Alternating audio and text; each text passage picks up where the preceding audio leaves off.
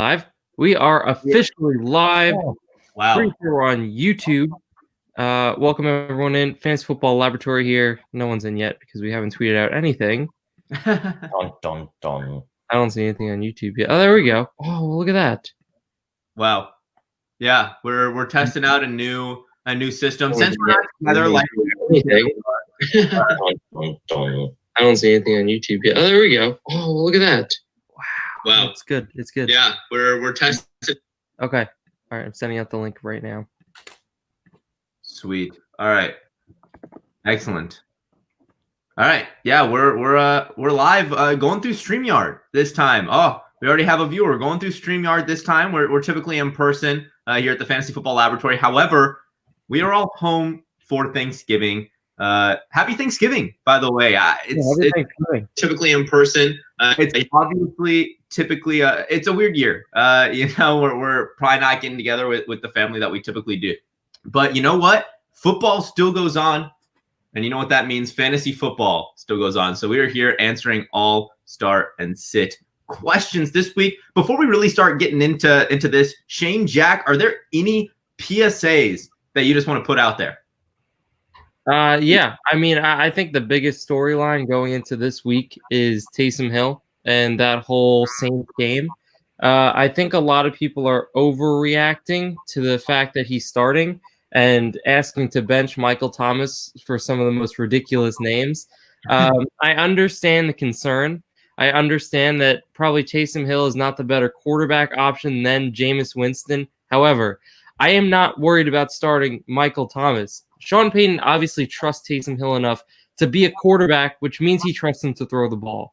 He's going to throw the ball. And if Thomas is going to live by that adage that everyone calls him the slant boy, then he's going to be open. He's going to catch passes. He's going to put up a decent day in PPR. Do not sit him for a Jalen Reagor or Richard Higgins or Nelson Aguilar, like the most crazy, obscure names that I've been answering questions for. I'm confident that Michael Thomas will be fine and could finish as a wide receiver one. I'm concerned about Michael Thomas. I would absolutely say that. However, you're right. Do not sit him. I still have him as a wide receiver too. I've got him at 23 right now. There are just, yeah, I know, Jack, those eyebrows, that's low. You're right. That's absolutely low. But it's just because at this point, I can't start him over Justin Jefferson. I can't start him over T. Higgins. I can't start him over Chris Godwin at this point. I think I have him and Chris Godwin actually back to back. I'm concerned about with Taysom Hill there. I'm concerned that he hasn't been producing even with Drew Brees there. That being said, do not sit him for guys like Jerry Jeudy. Don't sit him for Antonio Brown. Don't sit him for Nelson Aguilar. Don't sit him for any of those guys, right? He's still Michael Thomas. You pray that he's going to get back on track, and he absolutely can. I think it's just a matter of time at this point with Michael Thomas before he has that breakout game. He's been working his way back into the offense. He's been working his way back into the system, and you'd think right away with Michael Thomas, he'd be there again. Well, he wasn't. Maybe he needs a little bit of time to work back in there. It's going to come. It's Michael Thomas, for Pete's sake. We saw what he did last year. We saw what he did the year before. He's a fantastic receiver. He's going to be working in that offense. They need him to perform in that offense if they want to win games with Taysom Hill at quarterback. So I'm still trusting him in my lineup week to week. All right, let's start to answer some questions here because we got a lot rolling in. First one, Deontay Johnson or DJ Moore. I love Deontay Johnson this week. Yeah. I think he's going to finish as the best Steelers wide receiver out of the three. DJ Moore, on the other hand, a little bit skeptical. He's been more of that big play threat than I thought Robbie Anderson would have been this year with Bridgewater, and with Teddy dealing with the injury. We're still not 100% sure if he's going to start today. Could be PJ Walker, could be Teddy, but I'm going to go with Johnson on this one. Pretty easy. I don't even think it's a question. I've got them. I think I've got 20 spots between Johnson and Moore in my rankings at least. So yeah, Johnson's the one to go with. Yeah, I'm with you on that one. If Teddy Bridgewater does not play, it's like DJ Moore might not even be startable in a lot of formats. You kind of need Teddy Bridgewater to be healthy there. If he's not, then DJ Moore obviously is not the option, but I think Deontay Johnson is the better choice either way. All right, next question here. Tyler Boyd or Robbie Anderson? Just talked about Teddy Bridgewater a second ago. Tyler Boyd, really tough matchup against the Washington football team today. Robbie Anderson, pretty nice matchup against the Detroit Lions. Teddy Bridgewater will be the factor in this one, though. I think if Teddy plays, I'd go Robbie. I think if he doesn't play, I'd go Boyd. I disagree. I'd go Boyd either way. I've got them here. I'm pulling up my rankings right here. I've got them very, very close. I have Robbie Anderson at 24. I have Tyler Boyd at 16. Robbie Anderson has not been producing recently like he started the season off. His last 3 or 4 games have all been pretty down compared to what he had the first part of the season. So that concerns me. Tyler Boyd, on the other hand, every single week just performing at a high level, and I don't see any chance of that slowing down. Tyler Boyd's who I would go with there. Yeah, I'm going to go with Tyler Boyd too. It's been a while since we've seen Tyler Boyd really bust in a game. The lowest game he's had this year was 7 points, and that was in week 1. Since then, he's only had 1 game where in PPR he scored less than double-digit fantasy points. I think the production is consistently there for Tyler Boyd, and he's getting the targets. He's getting the looks. You got to go with him at this point. He's solidifying himself as a really high-end wide receiver too throughout the rest of the year. Robbie Anderson, we mentioned Tyler Boyd has only had 2 double-digit games this season, or it's 2 single-digit games this season. So has Robbie Anderson. However, that's been in 2 of the last 3 weeks. So that's why I'm concerned. Next question we have here, Ronald Jones or Antonio Gibson. Don't know if it's PPR or not. Really doesn't matter. Jones has such a tough matchup, and it's the week-to-week thing where it's Fournette now, and then it's Jones. Jones obviously had the career game last week, 192 rushing yards. I'm going to go Gibson on this one. Really like the matchup. Really love the play. I think it's pretty easy. Yep, I've got them back-to-back. Go Gibson. I'll go Gibson too. Everybody's going to sell out on Ronald Jones and be like, oh my gosh, he had a huge game last week. He had a good game last week. Yeah, he had the best game of his season last week. One of the worst run defenses in the league. Exactly. Against one of the worst run defenses in a game where his fantasy value was crazily boosted by a 98-yard touchdown run, which obviously you're happy with, but also that's kind of fluky. That's not going to happen every single week. So that's why I'm holding my horses on Ronald Jones a little bit. I like Antonio Gibson more. All right, next question here. We have James Robinson or T. Higgins in half PPR. Lucas, I know I was telling you about the thing where you could start Ballage over Robinson, and I gave you all these things. I'm kind of holding my horses on that one because I feel like the Jaguars need Robinson in this game. If they're going to be competitive, they're going to be in this game, they need James Robinson. The offense is going to go through him. I think he's going to get the touches. Like, honestly, 25 touches is in the realm of possibilities for Robinson, and you never know with Ballage on that one. So I'd go Robinson here. And half PPR, I would absolutely go Robinson. I don't really think there's a question. Robinson will get receptions. It's just he'll also get a lot of rush attempts, obviously, as the workhorse back there for Jacksonville. I would still, Shane, back on your Kalen Ballage versus James Robinson, I'd still go Ballage. The amount of touches he's getting, Anthony Lynn has installed for whatever a run first. I have them very close as well, but I have Kalen Ballage a few spots higher just because I am concerned about the matchup. It's definitely worthwhile to be concerned. Obviously, the Pittsburgh Steelers are the number 1, number 2 run defense, so it's very reasonable to be concerned. However, in this case, you have to go James Robinson. Yeah, I'll stick with James Robinson too. The question was Robinson versus Higgins, right? Yeah, and it's half PPR. Yeah. I'm still leaning Higgins, actually, I think, at this point. Robinson's matchup, and I understand they're going to have to lean on him with Luton at quarterback, but still, it's such a tough matchup. If you look at PPR Higgins, Washington's defense has been great against the pass this year. Yeah, I understand that, but Higgins has been consistently good. You look at Tyler Boyd, you look at T. Higgins, they are both receivers that have been consistently good. Robinson's been one of the most consistent running backs week in and week out this year. Yeah, I know. And the volume is there for Robinson, but I'm going to make the argument that T. Higgins will have a higher floor this week just because of the receptions he's going to get in a half PPR league. And I think he'll have a bit of a higher floor. And I think the ceiling's also higher because he has that big playability. James Robinson, on the other hand, will have that big playability. He'll have the volume. He'll have somewhat of a floor. I just don't think it's as high as T. Higgins this week, especially against the Steelers, who we've seen just absolutely tear apart opposing backs before. The Steelers are giving up an average of 17 points a game to the running back position, which is extremely low if you look compared to the rest of the league. So if you look at Robinson's floor, it's probably not much higher than that 17 points. And so I'm not sure that I think T. Higgins' ceiling is much higher than that. And I don't think Robinson's ceiling is that high. All right, moving on here. We have start to non-PPR, Hines, Fuller, and Ridley. I think this one's honestly really easy right now. It's Ridley and Hines. Gilmore's going to be shadowing Fuller now that he's healthy and playing. Could honestly take him out of this game. I've dropped Fuller quite a bit in my rankings. Non-PPR definitely makes me very concerned about I'd still have to go Fuller. I'd still have to go with Fuller and not Hines, Fuller and Ridley. The fact that it's non-PPR, I think I do not expect, as much as I want Hines to be that workhorse back there for the Indianapolis Colts, I just don't. I expect him to get the most touches. However, I don't expect that in non-PPR to be anything particularly significant unless he gets into the end zone, which is why I've got to go Fuller and Ridley. I just think they have a much better opportunity to have big games, especially in standard. Yeah, the thing with Hines and Fuller, so it's definitely Ridley. Ridley's going to be a play here. The thing with Hines and Fuller is in standard leagues, non-PPR leagues, you have to look at touchdown dependency a little bit more, and you have to rely a lot more on touchdowns. Will Fuller, before last week, had a streak of 6 games with a touchdown. Nyheim Hines, we've now seen twice this season get in the end zone twice. So both those guys have huge touchdown potentials. I'm going to go with you, Lucas, on this one.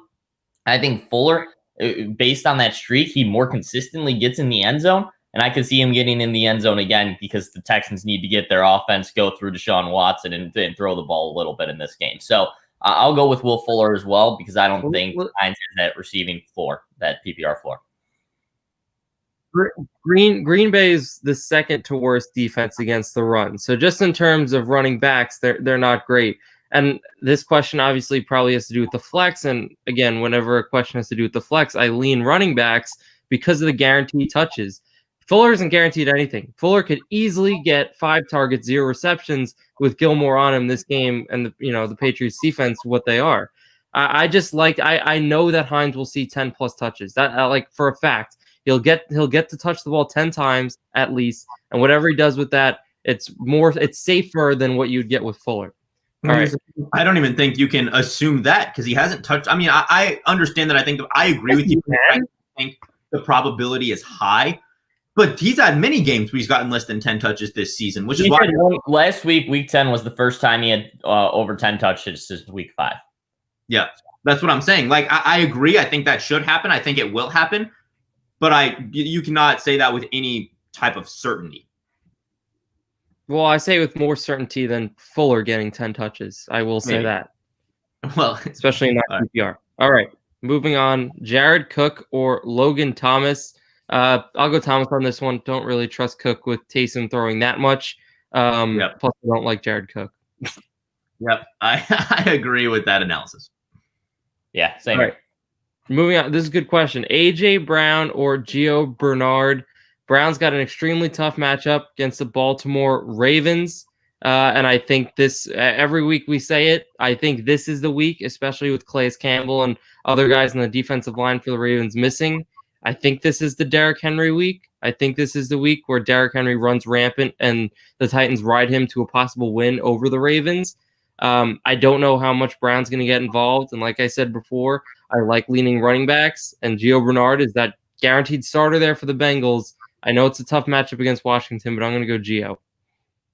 I can't. I have to go A.J. Brown. I mean, assuming it's PPR, if it's standard, go with Gio. But A.J. Brown has just been too good this season. I understand that the Ravens have a good pass defense, but A.J. Brown has just been a stud while he's played. If the ball gets thrown, chances are it's going A.J. Brown's way, and so I like A.J. Brown in this one. Yeah, I'm going to go with Lucas on this one, too. A.J. Brown, aside from last week, has had a touchdown in every game he's played since week 5. He's had 6 touchdowns in 5 games there.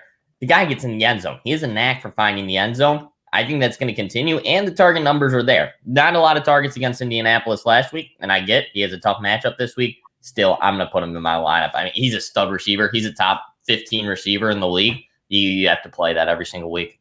Gosh, I'm like fighting for my life out here, trying to get everyone to listen to me. All right, next question: Carson Wentz or Tua Tagovailoa? Wentz. Yeah, I would.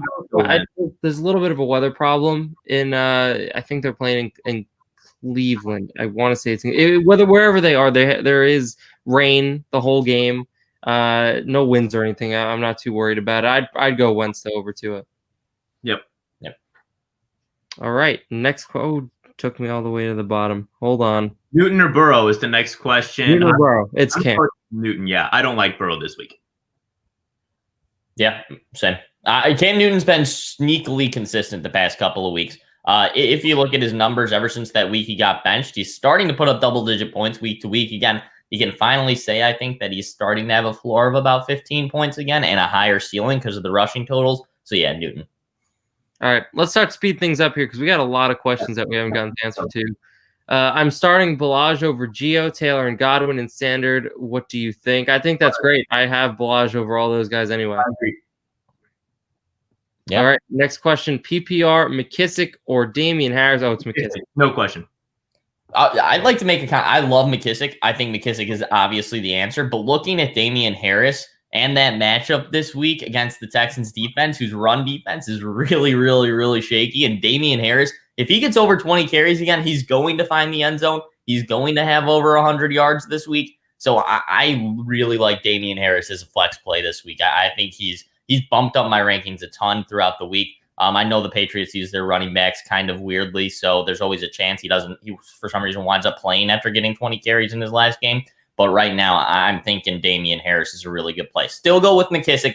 McKissick's receiving floor is just so high, and his ceiling at this point is just so high. But yeah. Are you not worried about Sony Michel being back now? Not really. I think Harris kind of proven himself. They liked him in training camp even, and the only reason he didn't start over Michel at the beginning of the season was because he got placed on IR pretty early on. And since he's been way more productive than Sony Michel. There's no way that they go back to Sony Michel. All right, next question here. DJ Moore, Brandon Cooks, Naheem Hines, or Robert Woods for the flex? If it's PPR, I'm going to go Hines, assuming it's PPR. Honestly, if it's standard, I'll probably go Cooks just because I think he's got in standard the highest ceiling. But in PPR, Hines, I like him a lot. Legitimately, I have him as RB24, so I've got him as a low end RB2, and I think he's got the upside to be much more than that. Yeah. I'm with you on that one, Lucas. I think Naheem Hines, if it's PPR, is probably the best play there. I like Brandon Cooks. I also like Robert Woods a lot. I think that's sneaky. If it's PPR, but the tough matchup this week against the Bucs obviously scares me off a little bit on this one. So, yeah, that's what I'll go with there. I'll go same exact as you, Lucas. All right, next question: Tyler Boyd or Amari Cooper? This one's easy to me. It's got to be Cooper. Yeah, I'm going to go with Cooper as well, but I have them decently close. I don't even have Boyd in my top 20 this week. I think he's at 25. I am not that. I'm not that high on him. I have Higgins at 21. I think the Bengals are going to struggle this week. Whether they struggle or not, they struggled last week, and Boyd and Higgins both put up productive fantasy games. They're going to get the ball to Higgins. They're going to get the ball to Boyd. I don't care if they play well as a team. I care that they get the ball to those receivers, and that's going to happen. I have Boyd at 16. I have Amari Cooper at 14. I'd still go Amari Cooper, but it's close.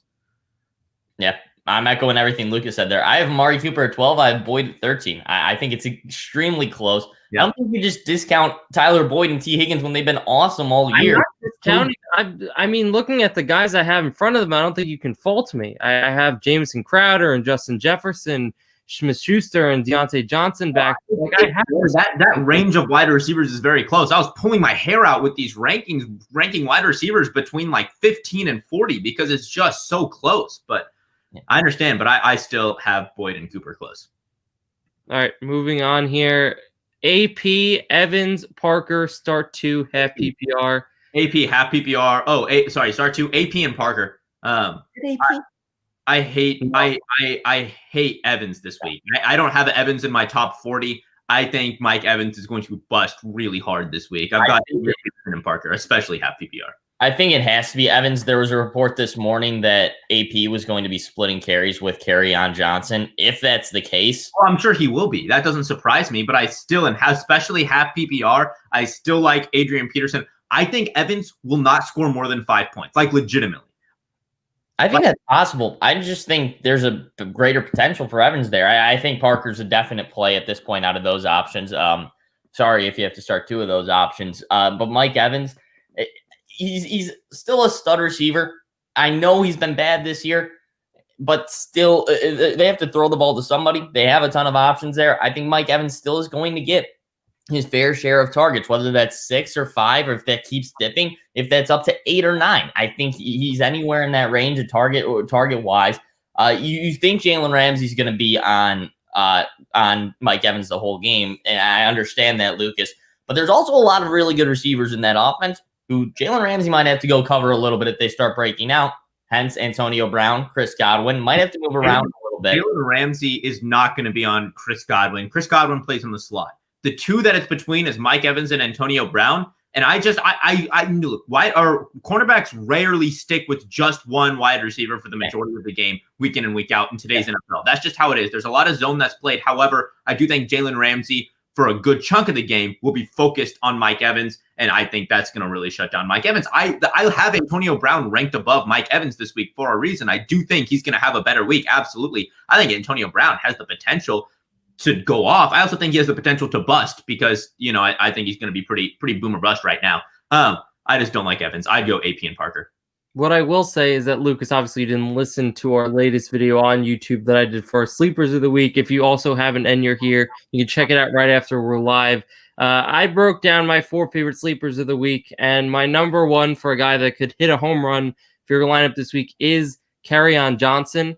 I think a lot of people are overlooking him. The running back coach for the Lions, Kyle Kasky, came out this week and said that he expects Johnson to take on the role that Swift had. And if you look at the numbers, Adrian Peterson has kind of faded off into the distance the past 3 weeks. I think it's going to stay like that. They say split carries, but they honestly might just be all talk. I really think Adrian Peterson's going to stick to that role of being the backup. And we've seen Johnson be the bell cow before. We've seen him, when healthy, be very productive in this offense. And we saw Ronald Jones last week torch this team for, again, 192 rushing yards. I think that Johnson could be in for a huge day. Wouldn't shock me if he caught 6 balls, found the end zone, ended up rushing for 100 yards because he's done it before. So for that, I'd go with Evans and Parker just because I really don't trust Peterson that much. But we got to move on because we have so many questions to answer. Right, we got to go rapid fire now.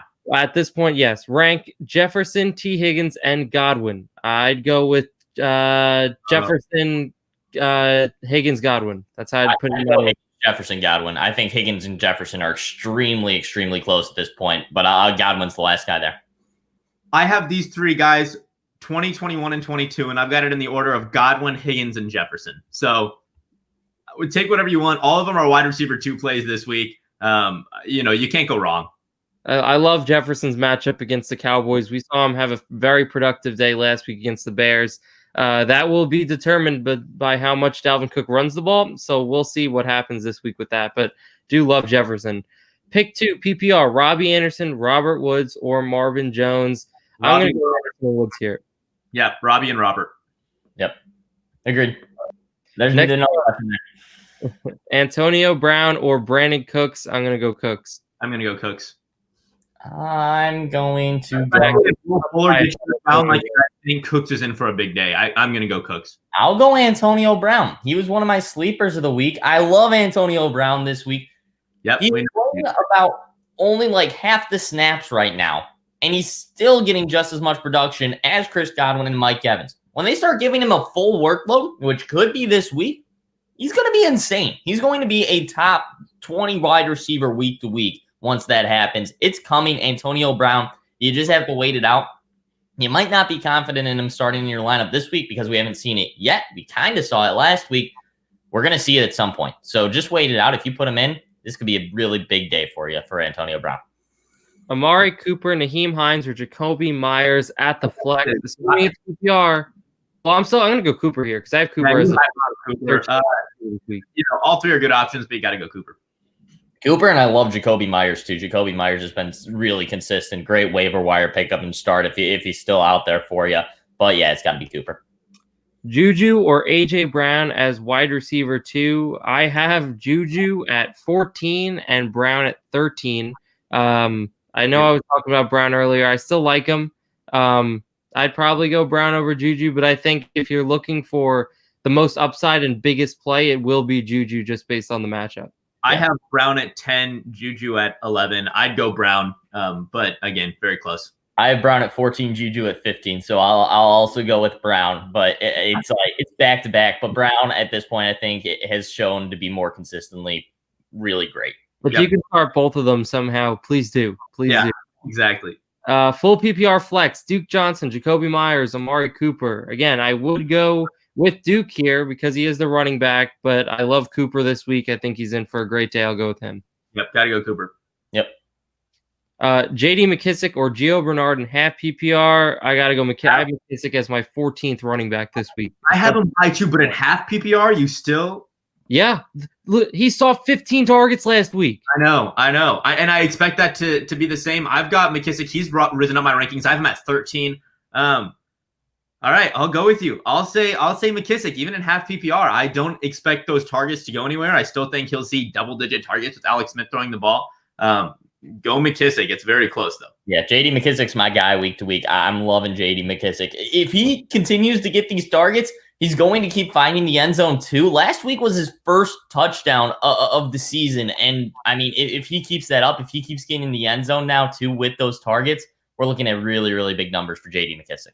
I sent you guys a fun fact that you never answered. Alex Smith threw the ball 55 times last week, which was a career high. That's insane. Yep.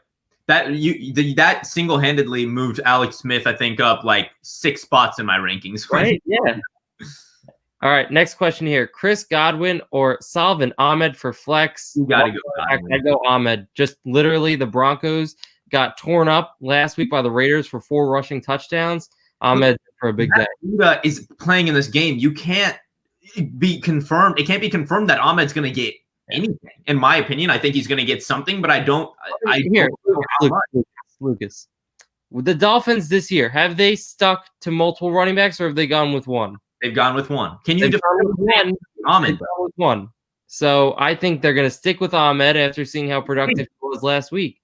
No, I'd go with Godwin. I'll bet on the running backs with the guarantee. Put Ahmed in there, and he could get you legitimately 0 points. No, that's important. He's not getting me 0 points. Ahmed is not. Breida is not a workhorse back that's going to take away everything from Ahmed. That's ridiculous. That's ridiculous. I still go with Godwin. I'll go with Godwin too. He had 6 targets last week, caught all 6 of them. You look at his stats here. He hasn't scored. He's only played in 6 games, so there's not a huge sample size for Chris Godwin just yet. But he's only scored less than 10 points twice. His floor is 7 points at this point. The floor and ceiling are both higher than Salvin Ahmed, so I'll go with Chris Godwin at this point. Ahmed is not getting 0 points. That is the most ludicrous take I've heard all day. I got an offer to trade Ayuk away for Mixon. Should I take it? Depends on the spot you're in. If you are going to make playoffs and you need the running back help, do it. If you are fighting for the playoffs, don't, because Mixon will be out the next 3 weeks and it's not worth your time. Yep. Next question here: Tua or Taysom Hill? Baby, don't even question it. It's Taysom Hill. I have Taysom Hill at 10 this week. I think he's a high upside play. Yeah, the rushing ceiling for that is just so high. He could get like for that on the ground this game. I'm excited to watch that game. It's gonna be fun.